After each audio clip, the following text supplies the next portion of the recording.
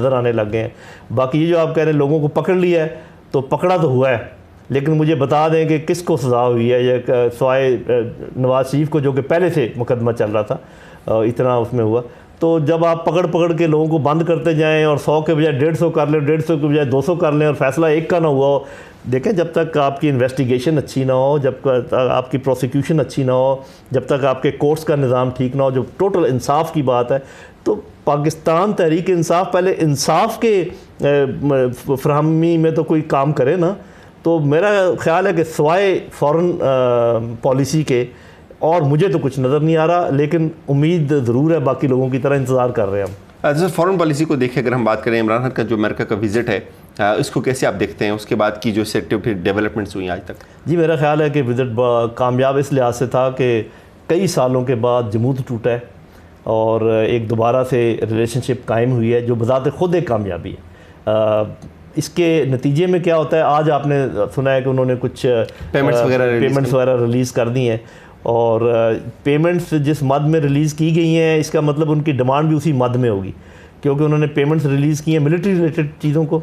तो वो जो हम सब समझ रहे हैं कि वो अपने यहाँ से सेफ़ एग्ज़िट की बात कर रहे हैं, और तालिबान पर आप अपना असर रसूख इस्तेमाल करके उनकी कोई बातचीतें मनवाने की कोशिश करें, ये इनकी डिमांड है। पाकिस्तानी वफ़द ने एक बड़ा अच्छा काम किया है कि बजाय चीज़ें मान कर आते उन्होंने वक्त मांगा है उनसे, और वो वापस आके पहले बात करेंगे, तालिबान से बात करेंगे, होमवर्क करेंगे, और फॉलोअप मीटिंग्स होंगी, उसके बाद फैसले होंगे। ये मेरा ख्याल अच्छा तरीका है अपनी स्ट्रेटजी को चलाने का। सर, जिस तरह F-16 की बात की गई और कुछ और एड की बात की गई, तो इस पर भारतीय मीडिया बड़ा सीख पाए, ख़ास तौर पे इमरान खान का जो जितनी भी ओवरऑल एक्टिविटी रही है अमेरिका में, उनके जलसा हो गया, उनकी ट्रंप के साथ मुलाकात होगी, फिर उसके बाद मीटिंग, उसके बाद ट्रंप के जो बयान आए, तो इस पर आप नहीं समझते कि इंडिया एक दफ़ा फिर अफगानिस्तान को एक्टिवेट करेगा, दखल अंदाजी करेगा, वो अपने हाथ से कोई भी तीर जाने नहीं देगा? वो तो हमने शुरू में ही बात कर ली ना कि वो तमाम अनासर जिनको अफगानिस्तान में अमन मंजूर नहीं है और जिनको इस खत्ते में अमन मंजूर नहीं है, वो एक्टिवेट हुए हैं और हिंदुस्तान में सर फहरिस्त है। हिंदुस्तान को तो ज़्यादा आग कश्मीर के मामले पे लगी है, जब उन्होंने कहा कि जी ये मांगी थी कि आर्बिट्रेशन या असिस्टेंस मांगी थी मोदी ने, और उसके बाद चाइना में ने भी उसकी तायद कर दी।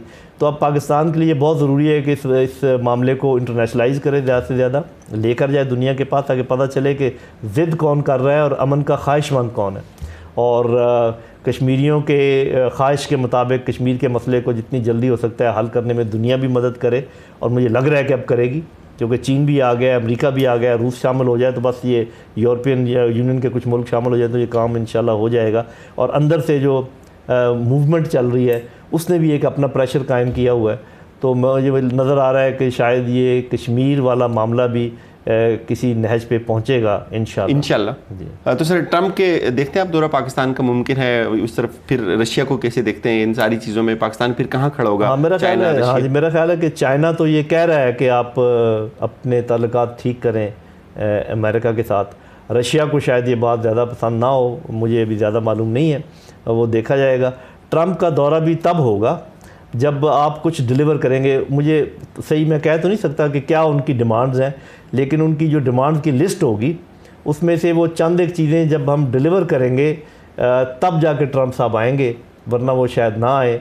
तो ये अभी चूँकि मैं कोई अंदाज़ा नहीं लगा सकता कि क्या है और हमने उनको क्या कहा है करने के लिए, लेकिन एक बात इस दामरी ज़रूर है, और ज़रूर ऐसा हुआ होगा कि कुछ लो और कुछ दो की बुनियाद पर होना चाहिए। अभी अमेरिका के साथ हमारे स्ट्रेटजिक ताल्लुकात नहीं हो सकते अगर कोई ये समझे, क्योंकि हमारे स्ट्रेटजिक ताल्लुकात अब चाइना के साथ हैं, और अमेरिका ने साफ कह दिया कि मेरा मुकाबला है चाइना और रूस के साथ। तो या दो कश्तियों में पाँव नहीं रख पाएंगे आप। ताल्लुकात अच्छे रखें सबके साथ, लेकिन आपके स्ट्रेटजिक ताल्लुकात अमेरिका या चाइना में से एक के साथ ही हो सकते हैं, दोनों के साथ नहीं हो सकते। हालांकि सर, आप नहीं देखते कि एक तरफ अमेरिका और चाइना दोनों राइवलरीज हैं और पाकिस्तान फिर तख्ता मश्क तो नहीं बन जाएगा दोबारा? तख्ता मश्क नहीं बनेगा अगर ये किसी के गोद में पूरा का पूरा ना चला जाए, जो कि मेरा ख्याल कोशिश पाकिस्तान की यही, ऐसा ना हो। हमें किसी की दुश्मनी में नहीं आना चाहिए।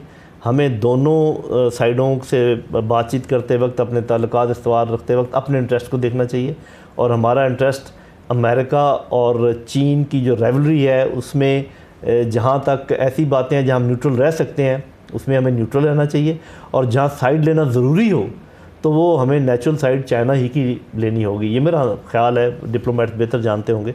तो ऐसा बाज़ औक़ात मौका आ जाता है कि आपको साइड लेनी पड़ती है, तो जब साइड लेनी पड़े वो अलग बात है, लेकिन बिला वजह जब साइड लेने की ज़रूरत ना हो तो साइड नहीं लेनी चाहिए। सर कुछ अर्सा पहले हम खित्ते में बड़ी तन्हाई का शिकार थे, मोदी भी ये बात करता था कि हम आपको तनहा कर देंगे, तो अब नहीं देखते प्रैक्टिकली इमरान खान की गवर्नमेंट आने के बाद हम रीजनल पावर्स के साथ भी डायलॉग कर रहे हैं और हम फिर नेशनल पावर्स के साथ इंटरनेशनल लेवल पे 3 बड़ी पावर्स हैं, रूस, चीन, अमेरिका, और अमेरिका के साथ हमारे ताल्लुकात टेंस से वो भी अब ठीक हो गए।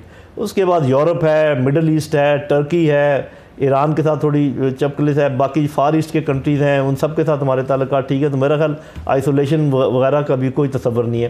पाकिस्तान अभी कौमी अक़वाम में, इंटरनेशनल कौमों में अपने अच्छा मकाम रखता है, सबके साथ हमारे ताल्लुकात काफ़ी बेहतर है। इसके बनिस्बत अगर आप इंडिया को देखें तो इंडिया आज कहाँ खड़ा? जी, इंडिया मेरा ख्याल है कि जो अमेरिका ने अब उनको अपनी गलती का एहसास होगा कि इंडिया ने उनकी बहुत सारी बातें नहीं मानी। जब S-400 उन्होंने इंपोर्ट किए, ईरान के साथ जो ट्रेड कर रहे हैं, उसके अलावा जो अमेरिका के साथ ट्रेड के टैरिफ्स वगैरह थे, तो वो अपनी मर्ज़ी से चल रहे हैं। वैसे तो हर आज़ाद मुल्क को ऐसे ही चलना चाहिए।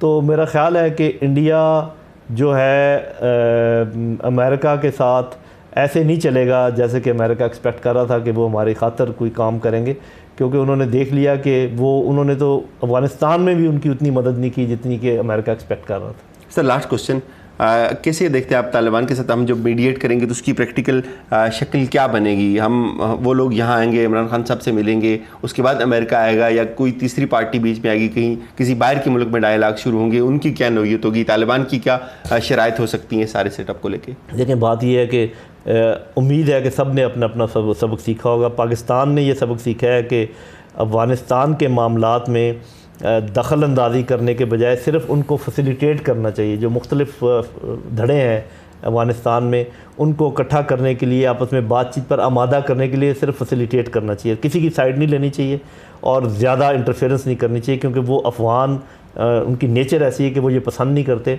और साइड लेने से आप कोई साख को नुकसान पहुंचता है। कुछ लोग आपके ख़िलाफ़ हो जाते हैं, कुछ लोग आपके हामी हो जाते हैं।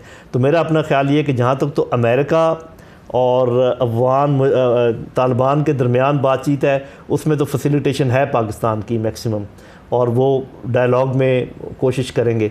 लेकिन जहाँ तक इंट्रा अफ़गान डायलॉग है, उसमें हम बस इतना करेंगे कि इनको टेबल पर ला के बातचीत आपस में करवाएं और इनसे ये इल्तमास करें कि आप आपस में बैठ के फ़ैसला कर लें कि आप अफ़गानिस्तान का मुस्तक़बिल किस किस्म का देखना चाहते हैं। और जो मैंने देखा है कि अफ़गान तालिबान ने रशिया में 2 दफ़ा मुलाकात की है मुख्तलिफ़ अफ़गान स्टेक होल्डर्स के साथ। कुछ वो लोग अभी मरी में भी आए थे, वो और स्टेक होल्डर्स थे, ना वो अफ़गान तालिबान थे ना वो हुकूमत थी। और बस अभी एक ही बात फंसी हुई है कि अफ़गान तालिबान अफ़गान हुकूमत से बात करने के लिए तैयार नहीं है। वो उनका अपना नज़रिया है, साफ ज़रा है, उन्होंने इतनी लंबी जंग लड़ी है तो उनको हक़ हासिल है कि वो जो बात वो करना चाहें। दूसरी बात, वो जो नहीं मान रहे, वो किसी भी किस्म का बेस या कोई छोड़ जाने का कुछ फ़ौज या कोई इंटेलिजेंस सेटअप छोड़ जाने का जो अमरीकी ख्वाहिश है, उसको वो नहीं मान रहे। तो पाकिस्तान तो सिर्फ फैसिलिटेट कर सकता है। मेरा नहीं ख्याल कि पाकिस्तान कुछ साइड लेगा, और नहीं लेनी चाहिए। और आप देखेंगे कि इस दफ़ा अफ़गान तालिबान, जो लोगों का ख्याल है कि जो ही अमेरिका जाएगा या जंग व जदल शुरू हो जाएगी, अफ़गान तालिबान ने भी सीखा है कि जंग आपस में करने से खून खराबा ही होता है, मुल्क का नुकसान होता है। वो मेरे ख्याल ग्रैंड जिरगों के ज़रिए बाकी अफ़गान जो फैक्शंस हैं उनके साथ अपनी बातचीत मुकम्मल करके एक निज़ाम तरतीब दे देंगे इंशाल्लाह। सर गवर्नमेंट में तो कहीं ना कहीं स्टेट या रियासती निज़ाम में तो आ जाएंगे, इसका मतलब है तालिबान में? बिल्कुल, वो तो लाजमी है। जब बल्कि मैं तो समझता हूँ कि वो मेन कंट्रोल आ जाएगा उनका, क्योंकि अब बग़ैर गवर्नमेंट में आए हुए आधे से ज़्यादा अफ़गानिस्तान पर उनका कंट्रोल है। तो जब गवर्नमेंट में आएंगे तो मेरा ख्याल है कि वो काफ़ी कंट्रोलिंग पोजीशन में होंगे। तो फिर खाना जंगी नहीं हो जाएगी एक तरफ गवर्नमेंट और यही तो मैं कह रहा हूँ कि ये तो दोनों ने सीखा होगा। खाना जंगी तो तब होगी ना अगर वो कहेंगे, ज़ोर ज़बरदस्ती से काम करना चाहेंगे। अगर वो, क्योंकि पिछली दफ़ा एक दूसरे को एडजस्ट नहीं कर रहे थे, अब जब वो अकोमोडेट करेंगे, एडजस्ट करेंगे, उसकी बातचीत वो कर रहे हैं। रूस में जो 2 वो हुई हैं इनकी मीटिंग, उसमें 100 लोग ऐसे थे जो कि नॉन अफ़गान तालिबान थे, जिसमें उज़्बेक्स भी थे, जिसमें हज़ारास भी थे, जिसमें ख़वातीन भी थीं। तो अभी अफ़गान तालिबान वो अफ़गान तालिबान नहीं है जो आज से 17-20 साल पहले थे। आप देखेंगे कि उनके रवैये में वाज़ेह फ़र्क होगा। तो अब ये कह रहे हैं सर कि बाहर से भी कोई उनको कर रहे ऑपरेट, अगर अफ़गानी तालिबान नहीं थे तो उज़्बेक थे, तो इसका मतलब और भी कुछ ग्रुप्स हैं उनके? नहीं, मैं उज़्बेक निजाद अफ़गानियों की बात कर रहा हूँ। अच्छा, अफ़गानिस्तान के अंदर हज़ाराज हैं, उज़्बक्स हैं और मुख्तलिफ़ किस्म की एथनिसिटीज़ हैं, एथनिसिटीज़ हैं, उनकी बात कर। तो दाइश का भी कोई है सर इसमें? दाइश के लोग हैं, वो तो बैरूनी ताकतें हैं ना। दाइश तो मेरे ख्याल में कुछ बैरूनी दुश्मनों ने वहाँ ला के रखी हैं इनको न्यूट्रलाइज़ करने के लिए, लेकिन वो अफ़गान तालिबान जिन्होंने बेहतरीन फ़ौजों को यहाँ से निकाल बाहर किया, जब इनका बस चलेगा ये दाइश वाइश साहब उड़ा के रख देंगे। बहुत बहुत शुक्रिया सर। नाजरीन, बहुत दिलचस्प तज़किया था जनरल साहब का। हमारी तरफ से ही कुछ अपना ख्याल रखिएगा, अपना फ़ीडबैक ज़रूर दीजिएगा। अल्लाह हाफ़िज़।